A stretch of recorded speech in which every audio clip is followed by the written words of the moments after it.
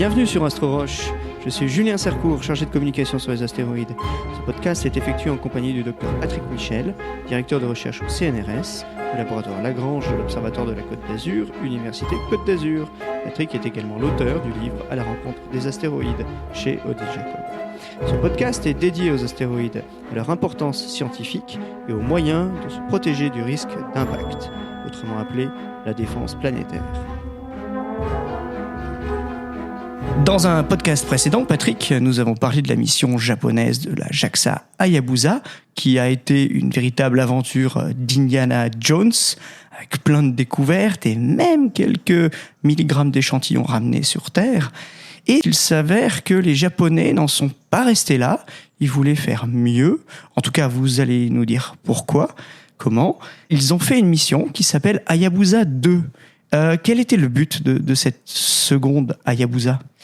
Alors Hayabusa 2 était en fait la suite naturelle d'Hayabusa, puisque Hayabusa était une mission de démonstration technologique qui devait servir à préparer une mission scientifique qui consiste à récolter un échantillon d'un corps dont on pense qu'il est scientifiquement extrêmement intéressant. Et donc finalement, toutes les péripéties que nous avons racontées lors de podcast d'Hayabusa, ont servi d'expérience aux Japonais pour monter une mission assez rapidement finalement et adresser cette fois-ci des grandes questions scientifiques sur l'origine du système solaire, la formation du système solaire et des planètes et l'origine de la vie.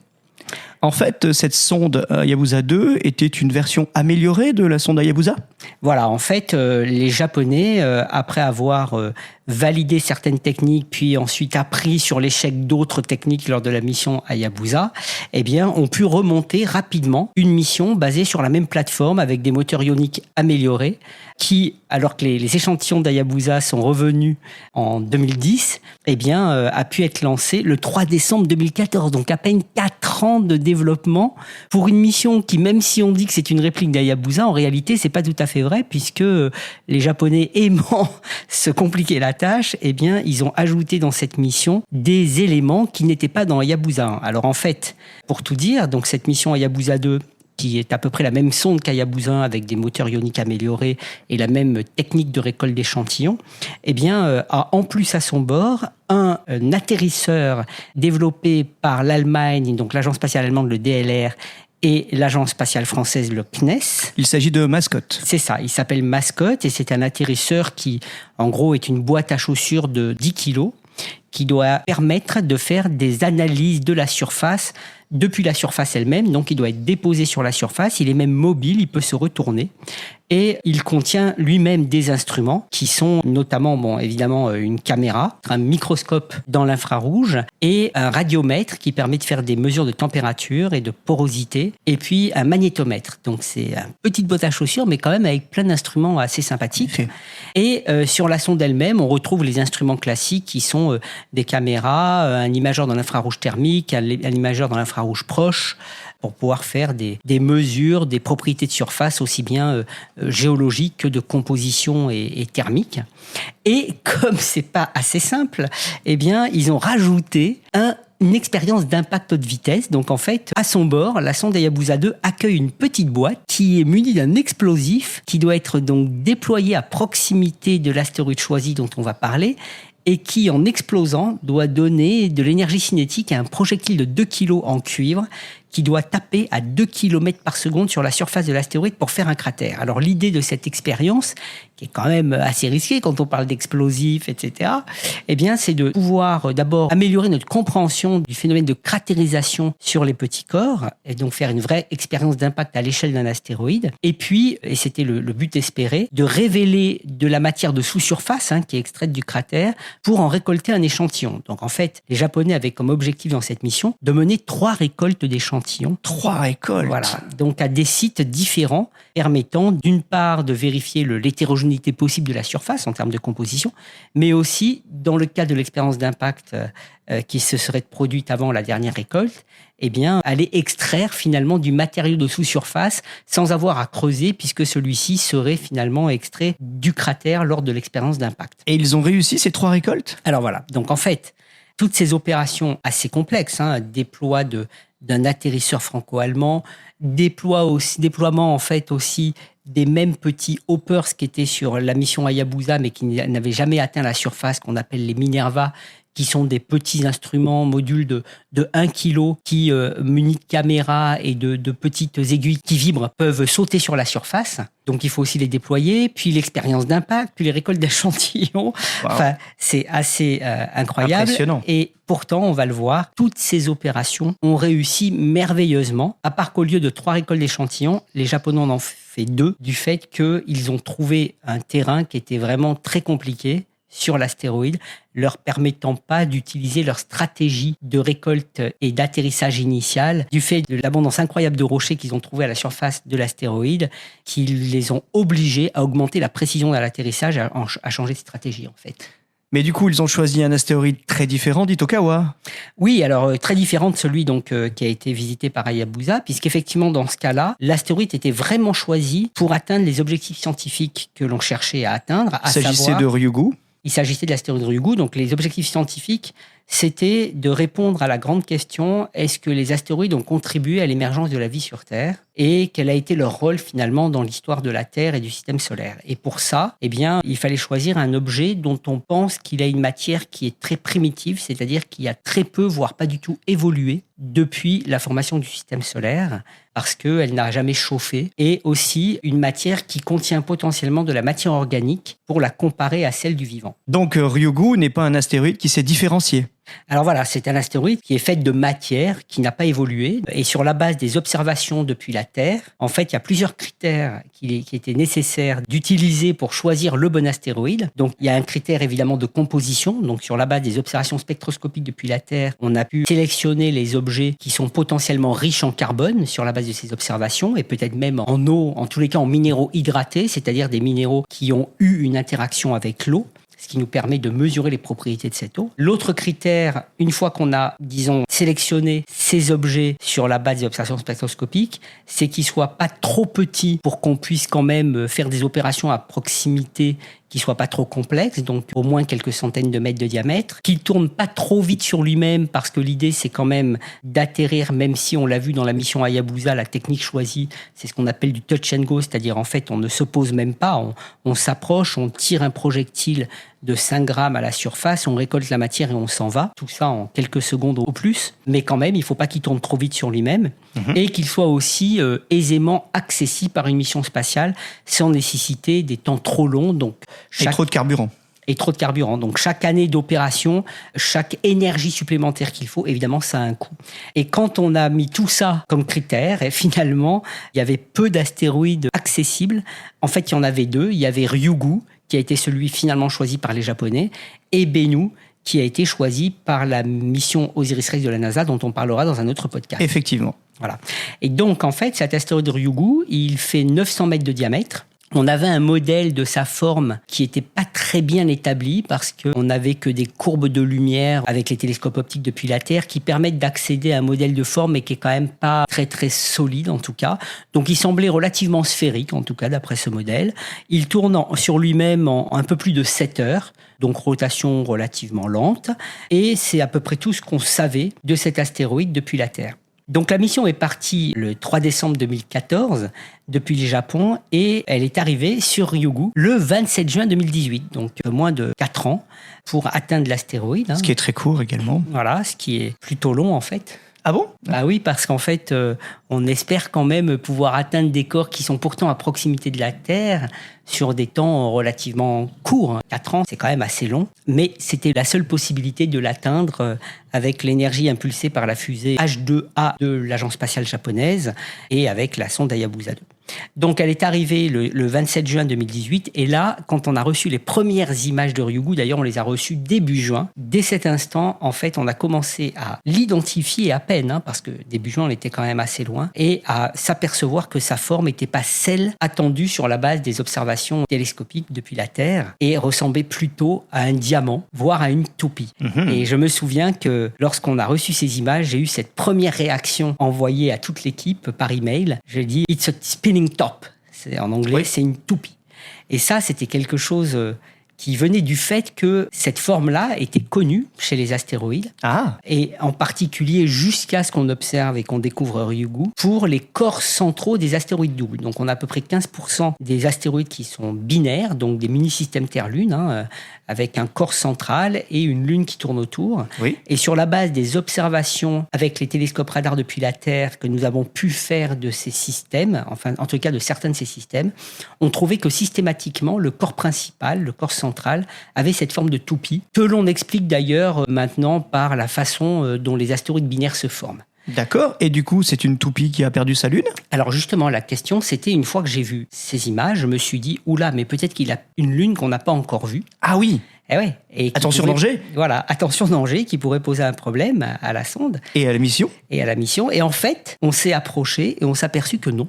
Ah. Il n'avait pas de lune, donc ça questionnait la façon dont ces formes de toupies se construisent, parce que pour nous, c'était associé à la formation d'une lune. Bon. On est arrivé donc le 27 juin, et à partir de là, quand on a commencé à avoir des images à haute résolution, là, ce qui est d'ailleurs un moment génial, parce que je dis toujours, ces objets carbonés, on n'en avait pas d'images détaillées comme celles que Hayabusa 2 nous offrait, et donc c'était pour nous un petit peu la sensation d'être des explorateurs qui découvrent un nouveau territoire, mais qui n'est pas lié à la Terre, qui a des centaines de millions de kilomètres de la Terre, parce que il y avait un avant et après les premières images. Avant les premières images, on n'avait que des dessins, des modèles pour s'imaginer à quoi ressemble ce genre de corps.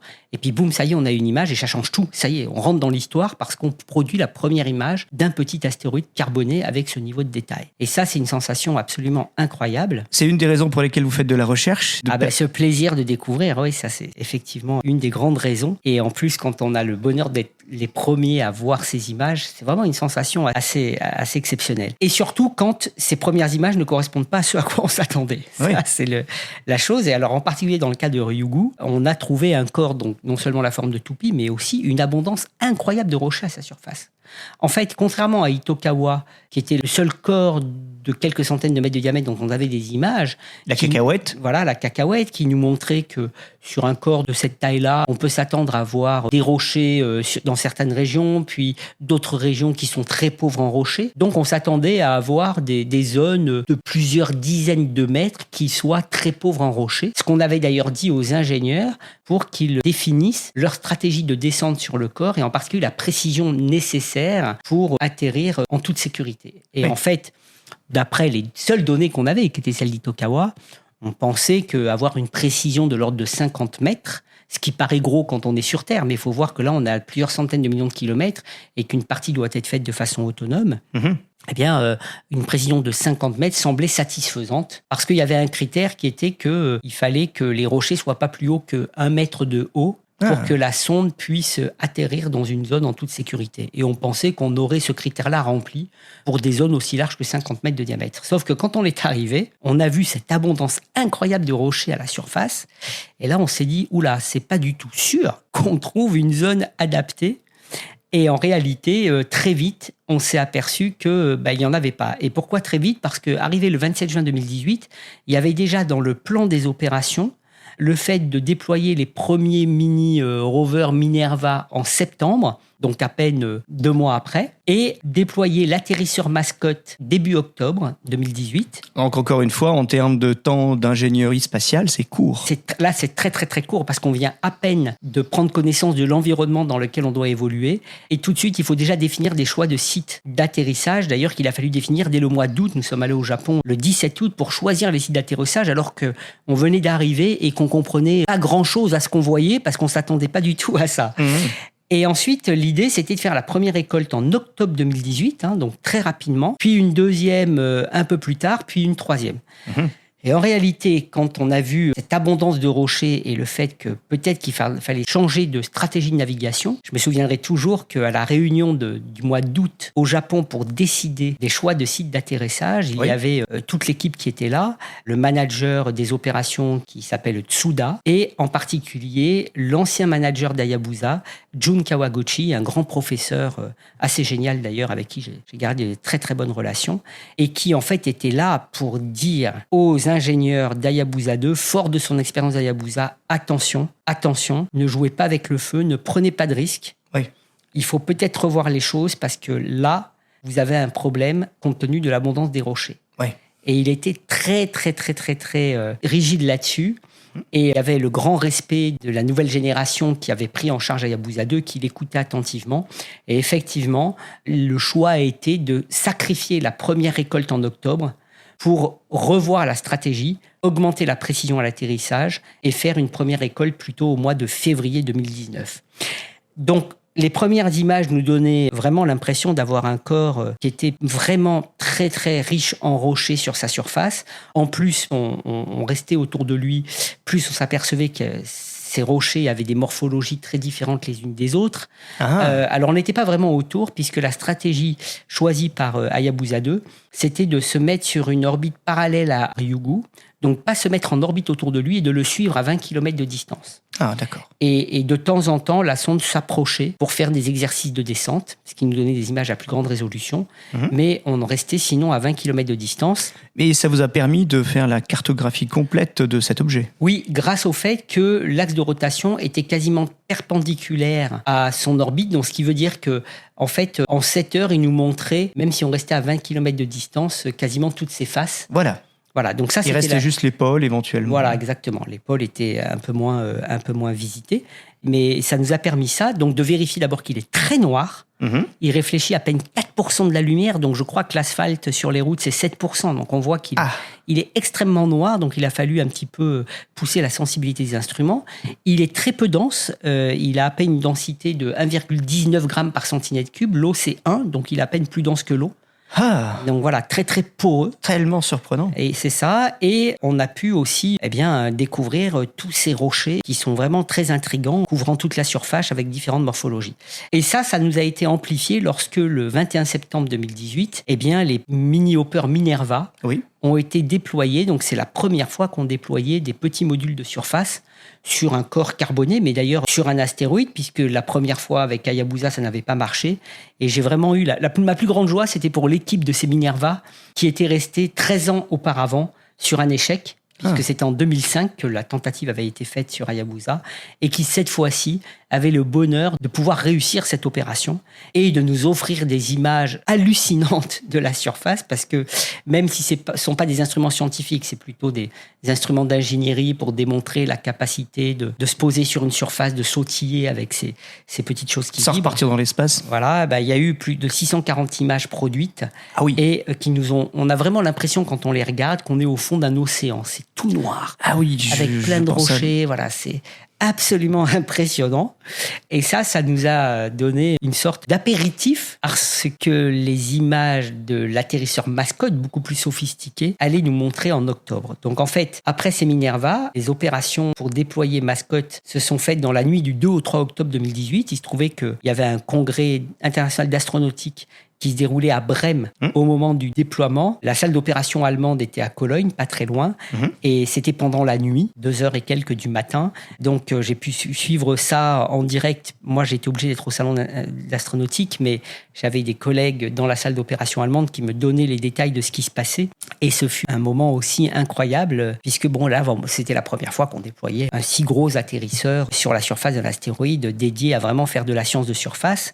Et il y a eu beaucoup de suspense, puisque quand l'atterrisseur a été déployé, il a commencé par taper sur une falaise. On l'a su après, ça, en reconstruisant la trajectoire, mais sur une falaise, rebondir et puis parcourir 17 mètres avant de se stabiliser. Sauf que pour quelques raisons, le mécanisme de mobilité, une sorte de bras, parce qu'en fait, cet atterrisseur qui est une boîte doit être posé dans le bon sens. D'accord. Et en réalité, le bras s'est activé et l'a mis dans le mauvais sens. D'accord. Et donc, on a pu avoir des images, non pas de la surface au départ, mais de Saturne. De Saturne. De Saturne. Et on avait posé un télescope sur l'astéroïde. Oui. Bon, je suis obligé de faire assez bref cette aventure que je raconte dans mon livre, en fait, publié chez Odile Jacob, plus en détail. Mais finalement, il s'est posé sur le bon côté et il nous a offert des images absolument incroyables, puisque la dernière image est en fait la roche sur laquelle il est posé. Et grâce à ces images, on a pu d'ailleurs, et grâce notamment au radiomètre qui était à bord, infrarouge, mesurer la porosité de cette roche, sa conductivité thermique et sa résistance, en fait, qui est liée. Et en fait, on s'est aperçu d'une chose qui a d'ailleurs beaucoup inquiété les collègues américains qui n'étaient pas encore arrivés à l'astéroïde Bennu, dont on parlera dans le cadre de la mission Osiris-Rex. Exactement. C'est qu'en fait, il y a un indice qu'on utilisait toujours pour définir quelle peut être la taille des grains de surface sur un astéroïde, qui est l'inertie thermique. Donc l'inertie thermique, c'est la capacité à un objet à changer de température lorsque la température environnante change. Jour-nuit, jour-nuit. Voilà. Jour-nuit, jour-nuit. Donc, par exemple, le métal ou une roche compacte a une grosse inertie thermique, Oui. alors que le sable a une faible inertie thermique. La preuve, c'est que le sable est très chaud la journée et il devient très froid la nuit, Oui. parce que la température change facilement du fait de sa faible inertie thermique. Alors que pour une grosse roche ou du métal, il faut du temps avant que sa température puisse changer, donc il a une forte inertie thermique. Et en fait, il y a une relation, a priori, entre l'inertie thermique et la taille des grains du milieu. Ah, Voilà. Mais il y a un problème, c'est qu'on s'est aperçu que c'est soit la taille de grain qui peut par exemple baisser l'inertie thermique. Si on cherche par exemple une surface qui a une taille de grain très fine, on va plutôt chercher un objet sur la base de l'inertie thermique qui a une inertie thermique faible, si on peut la mesurer depuis la Terre, ce qui n'est pas toujours le cas. Mais en fait, non, l'inertie thermique faible peut être due à la porosité d'une roche, puisque l'atterrisseur Mascot a mesuré l'inertie thermique de la roche sur laquelle il était posé, oui. qui est en fait très faible alors qu'il n'y a pas de grain fin sur sa surface. Ah. Mais en fait, elle est très poreuse. Ah oui, d'accord. Une éponge. Voilà, une éponge. Et du coup, ça a posé la question de est-ce que finalement, quand on choisit un astéroïde pour lequel on connaît l'inertie thermique et dont on veut qu'elle soit faible pour qu'on ait des petits grains, c'est pas nécessairement le bon indice, ça peut être trompeur. Ah. Parce qu'en fait, il peut n'y avoir aucun grain fin à la surface et on a en plus en fait affaire à des rochers qui ont une très grosse porosité, ce qui aussi abaisse l'inertie thermique. Et c'est compliqué de ramener des rochers. Et c'est compliqué d'amener des rochers. Donc en fait, ça a été une leçon de dire, quand on définit une stratégie de récolte d'échantillons, ou qu'on veut par exemple extraire de la matière d'un astéroïde, et qu'on a besoin de cette connaissance de la taille des grains de surface pour définir la récolte qu'on veut faire, l'outil qu'on veut utiliser pour récolter, il faut faire attention à utiliser comme critère l'inertie thermique. Voilà. Donc ça a été une leçon que Mascot nous a offert. Ce qui était super. Grâce au DLR et au CNES. Voilà, grâce au DLR et au CNES. Donc c'est vraiment une coopération internationale. Et finalement, en octobre, devait donc se produire la première récolte. Et en fait, les Japonais ont décidé de faire des exercices de détente et en particulier de déployer un marqueur artificiel qui leur sert de repère. Donc ça, c'est la chance qu'avait cette mission. C'est qu'elle avait à son bord des marqueurs artificiels. Donc c'est des petites sphères blanches qui peuvent être utilisées pour se repérer. Et en réalité, la première stratégie qui avait été définie, c'était, lors de la récolte, de lâcher un marqueur et de le suivre avec la sonde, qui se repérait en descendant avec lui. Mais ceci permettait une précision de 50 mètres. Et voilà, ce qui était prévu à l'origine. Voilà, ce qui était prévu à l'origine, parce que tout dépend de la précision du lâcher et du champ de gravité de l'astéroïde, qui n'est pas bien connu au départ, qui attire finalement le marqueur et qui le fait atterrir là où il va atterrir. Et en utilisant cette technique, ça permettait d'annuler la vitesse relative à l'astéroïde quand on arrive à la surface. Parce que la sonde, elle doit atterrir de façon complètement sécurisée, sans avoir de vitesse relative par rapport à l'astéroïde, pour pouvoir être tranquille. Et en fait, bon voilà, ça permettait ça, mais avec une précision qui reste à peine de 50 mètres. Donc en fait, ce qu'ils ont décidé, c'est de sacrifier une récolte pour plutôt déposer un marqueur à proximité du site choisi. Et ensuite, une fois qu'il est déposé, de refaire une descente en l'utilisant comme repère pour atterrir là où on veut. Un fil d'Ariane. Voilà. Donc du coup, c'est ça. Et alors, le choix de site de récolte était compliqué parce qu'on n'a pas trouvé finalement de zone plus large que 10 mètres. En réalité, le site finalement choisi, il y en avait plusieurs, mais il y avait chacun des inconvénients et des avantages. Donc 5 fois moins. Fait même 6 mètres. 6 mètres. C'est incroyable. On est à 300 millions de kilomètres et on doit atterrir sur une zone qui a à peine 6 mètres de large pour pouvoir être sécurisé. Donc c'est incroyable. Et le marqueur, en fait, quand il a été déployé, il n'est pas tombé dans la zone choisie, il a un petit peu rebondi et il s'est mis entre deux zones possibles. Alors, les Japonais en ont tenu compte pour que finalement, en février, donc le 22 février 2019 au matin, en réalité, la sonde a commencé à descendre le 21, ça met 24 heures, elle descend tout doucement parce qu'il n'y a pas de gravité. Et elle descend, elle remonte jusqu'à... Alors non, en fait, elle descend tranquillement, normalement. Elle descend tranquillement pour atteindre la surface et lâcher son projectile et remonter en 1 seconde. Ouais. Sauf que, évidemment, dans l'espace, tout se passe pas toujours comme on veut. Et les Ça Japonais serait trop simple. en ont heureusement l'habitude, donc ils s'étaient entraînés à différents problèmes. Lorsqu'ils ont commencé la descente le 21 février 2019, Ouais. moi j'étais là, hein, j'étais dans la salle d'opération, j'avais la chance de faire partie, et l'honneur de faire partie de l'équipe de mécanique de récolte. Donc j'étais le seul non-japonais autorisé dans la salle d'opération au Japon. Pendant l'opération elle-même, qui a duré 24 heures, hein, donc je ne suis pas resté pendant les 24 heures, hein, on a fait des relais, on est allé se coucher. Et le début de la descente a commencé à 7 heures le matin le 21, et la récolte devait se faire le 22 à 7 heures le matin, donc on avait un petit peu de temps pour aller se reposer. Mais le problème, c'est que quand ils ont commencé la descente, donc le 21 février à 7 heures, ils se sont aperçus que le logiciel de navigation ne donnait pas la même position d'Hayabusa 2 que les choses qui permettent d'estimer sa position sur la base des repères des étoiles. Mhm. Et là, on s'est dit, oula, Ah, là, il y a un problème. Quel est le bon? Ouais. Et Où est vraiment la sonde? Et là, quand j'ai Où est vu Charlie? ça, voilà, où est Charlie? Houston, on a un problème. Quand j'ai vu ça, je me suis dit, oh là, ok, la récolte, ça va pas le faire. Donc les Japonais se sont mis à vérifier leur logiciel, etc. Ils ont décidé d'annuler la descente D'accord. pendant 4 heures. Et au bout de 4 heures, ils ont trouvé la solution. Et pour récupérer le temps, ils ont décidé de descendre beaucoup plus vite qu'initialement prévu pour atteindre la distance voulue au bon moment. À l'endroit voulu. À l'endroit voulu. Et ça, c'était complètement incroyable. C'est là qu'on voit qu'ils ont vraiment une capacité à s'adapter, à réagir vite, à corriger des problèmes pour finalement faire l'opération voulue. Donc, pour moi, c'était un spectacle incroyable, avec un mélange de peur qu'on ne le fasse pas et puis d'excitation de voir qu'en fait, ils y arrivaient. Et puis finalement, le lendemain matin, la récolte se fait. Alors, les seules données qu'on a au moment de la récolte, parce qu'il y a quand même 20 minutes de retard, hein, de délai du signal, hein, donc Bien sûr. et on n'a pas les images tout de suite, les images prennent du temps à arriver.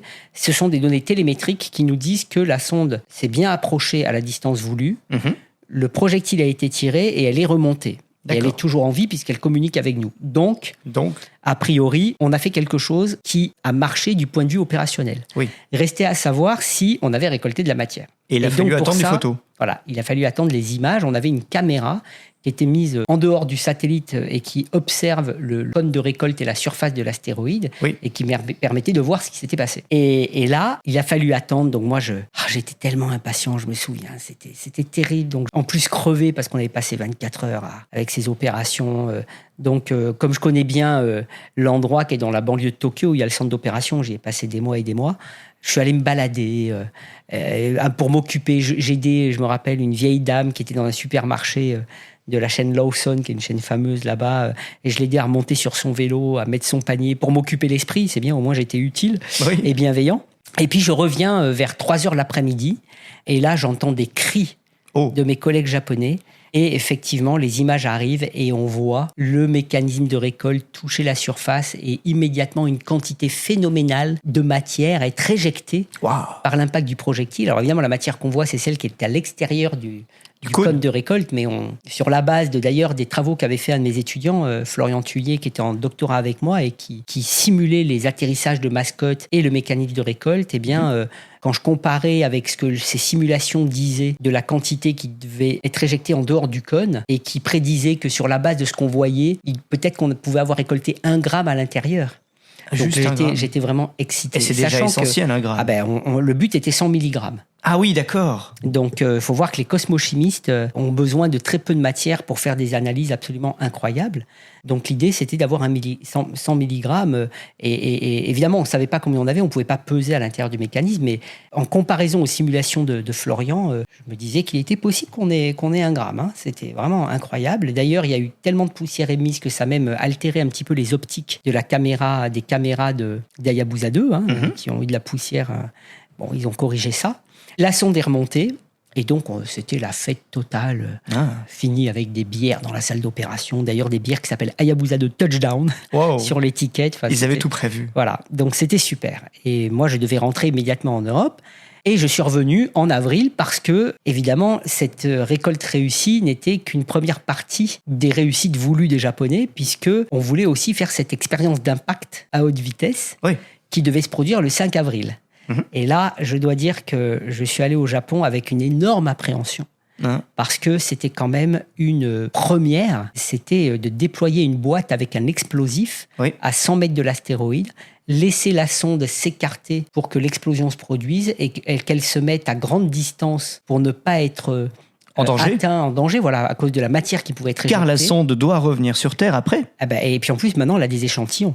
Et oui. Donc on se dit, ça serait vraiment terrible de rater les prochaines opérations alors qu'on est sûr qu'on a des échantillons à l'intérieur et qui pourraient revenir.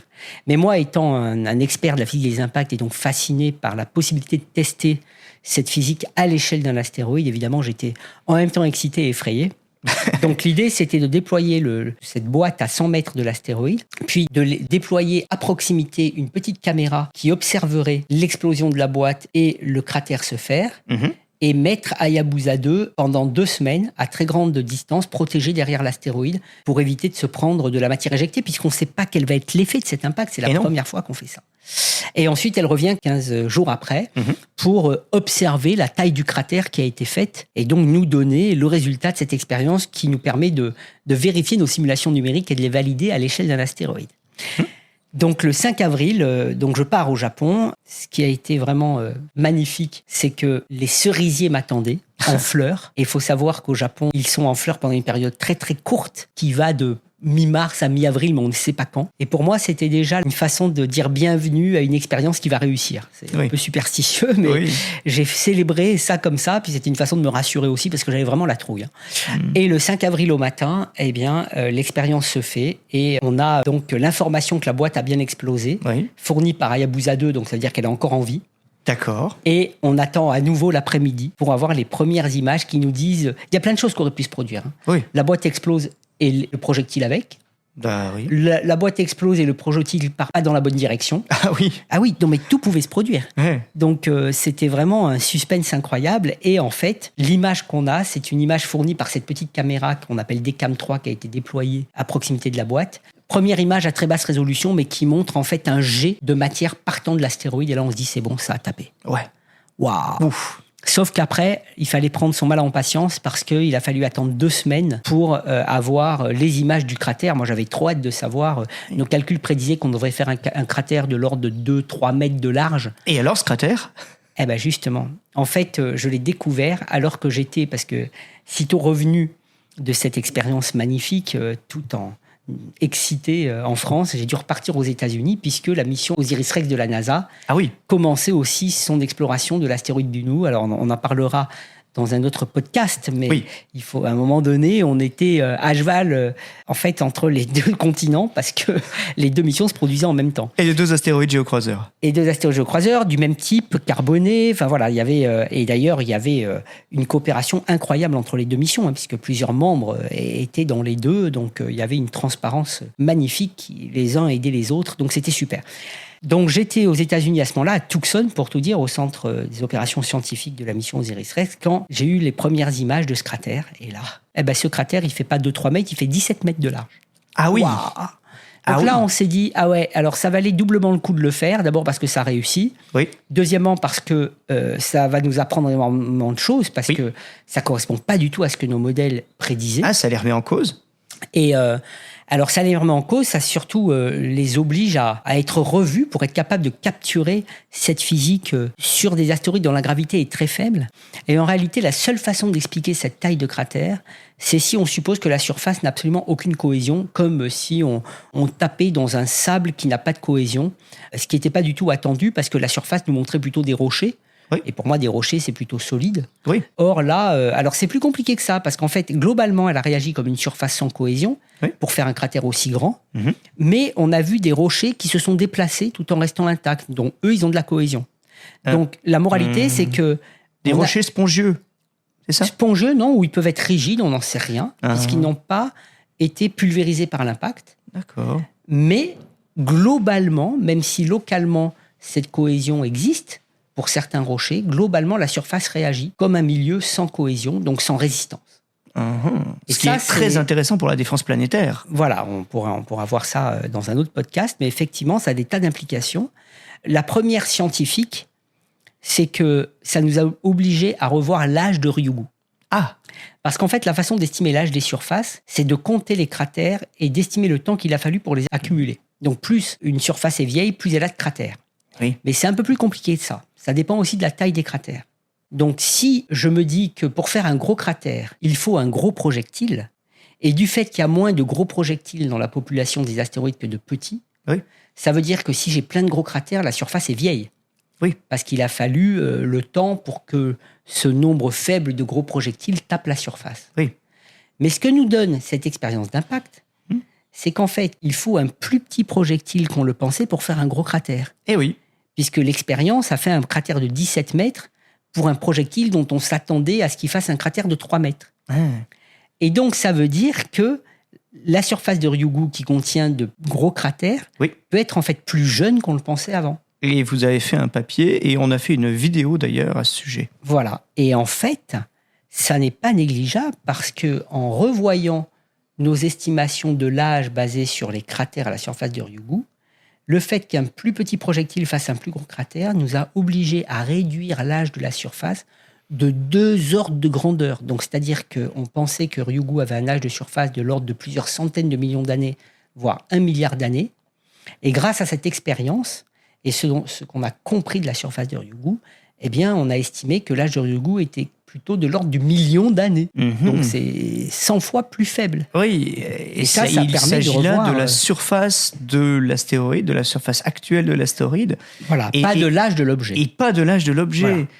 Donc, parce qu'il peut y avoir du renouvellement, il peut y avoir des choses qui se passent, qui effacent les cratères. Ce qui laisse beaucoup de questions encore. Voilà. Et donc, fort de ça, donc ça a été vraiment une expérience géniale, on a pu aussi constater qu'une grande partie du matériau, enfin en tout cas une partie non négligeable, d'ailleurs plus importante que celle que nos calculs prédisaient, est retombée à la surface de l'astéroïde, donc extraite du cratère. En réalité, il faut savoir que la vitesse pour s'échapper de l'astéroïde, du fait de sa petite taille, c'est de l'ordre de 20 cm par seconde. Donc si je saute à une vitesse plus grande que 20 cm par seconde, je ne retombe pas sur l'astéroïde. Et quand on tape avec un projectile à 2 km par seconde, on peut s'attendre à ce que la matière éjectée parte à des vitesses bien au-delà de ces 20 cm par seconde. Oui. Et en fait, ben non, il y a une partie de cette matière qui est retombée, qui a fait une sorte de couverture d'éjecta à proximité du cratère. Et ça aussi, on a été obligé de revoir nos calculs pour ça. Et ça, c'était une bonne nouvelle parce que les Japonais voulant récolter de la matière de sous-surface, eh bien, cette expérience en avait révélé qui était même retombée à la surface. Et pratique. Voilà. Et donc, ils pouvaient décider de retourner récolter un deuxième échantillon. Et là, je dois dire que j'étais pas super fan parce que je me disais, oh là là, on a tout réussi. Ouais. Une récolte, une expérience, déployer des Minerva, déployer un mascotte. C'est un peu comme rejouer plusieurs fois à la roulette. Hein. Un petit peu, oui, sauf qu'ils font rien au hasard. Donc c'est ça qui fait que je me suis dit qu'on allait en discuter parce que je savais que les décisions qu'ils prennent ne sont pas comme de prendre un ticket de loto, heureusement. Oui. Mais c'est vrai qu'on aurait pu... C'est plus du blackjack, en fait. Voilà, on aurait pu un peu le voir comme ça. Voilà, il y a un peu de calcul, comme au blackjack. Mais ça reste pas un jeu. Et donc, il y a eu quelques réunions et j'ai été rassuré par Tsuda, le chef des opérations, qui m'a dit, écoute Patrick, si on y va, s'il y a 81% même de chances qu'on ne soit pas sûr au moment d'atterrir, on n'y va pas. J'ai dit OK. Et donc, ils ont décidé, le 11 juillet 2019, de faire une deuxième récolte à proximité du cratère et qui a parfaitement réussi. Ouf. C'est absolument incroyable. C'est une mission extraordinaire parce que les difficultés étaient énormes. Chaque opération est complexe. Et en dépit de ça, ils ont tout réussi et ils ont même persisté jusqu'au bout à vouloir faire des opérations complexes, même si le premier objectif qui était de récolter des échantillons avec une opération réussie, ce qui n'avait pas été fait dans la première mission. Ils avaient récolté finalement des échantillons, mais l'opération elle-même n'avait pas réussi, donc il y a eu un peu de chance, et tant mieux pour eux. Là, on aurait pu se dire, bon, on arrête là, on a réussi le premier objectif. Non, ils avaient plusieurs objectifs, ils ont voulu les accomplir, et ils ont bien eu raison, puisqu'ils ont tout réussi. Ensuite, la sonde a fait d'autres opérations. Au mois d'août, septembre, notamment, ils ont déployé un dernier marqueur qu'ils avaient à proximité de l'astéroïde pour mesurer son champ de gravité avec encore plus de précision. Et elle est repartie en novembre 2019 pour rentrer vers la Terre.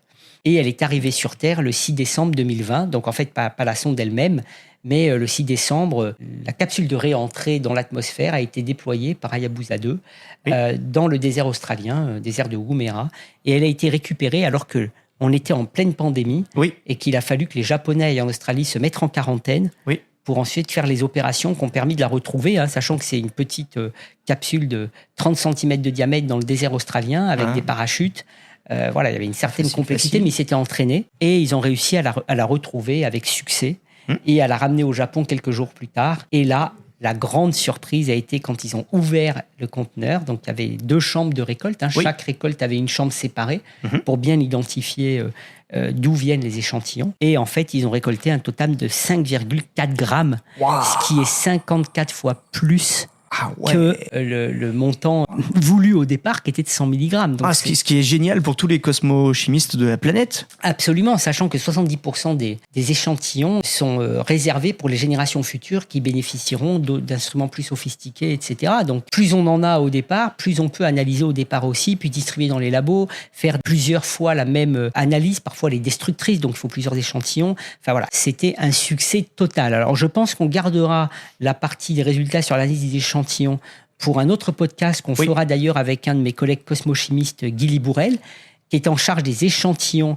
de la mission Osiris-Rex, d'ailleurs en France, et qui est à l'Observatoire de la Côte d'Azur avec moi au laboratoire à Lagrange. Dans notre bâtiment. Dans notre bâtiment. Et donc, je conclurai sur ce succès du retour des échantillons sur Terre, du succès de toutes ces opérations incroyables que les ingénieurs d'Hayabusa 2 ont menées en dépit de la complexité de la surface de Ryugu, et sur le fait que cette mission est repartie et a pris le nom de Hayabusa 2 Sharp, puisqu'elle va aller voir un petit corps tout petit, de 30 mètres de diamètre, qui tourne en 10 minutes sur lui-même. Mais dont nous reparlerons. Voilà, dont nous reparlerons. Là, je terminerai là. On pourra aussi faire un podcast sur ce qu'on a appris sur Ryugu. Oui. Ce que je voulais surtout dans ce podcast, c'est raconter cette aventure en termes d'opérations extraordinaire et de surprises, de challenges qui ont tous été réussis. Cette gestion du risque également.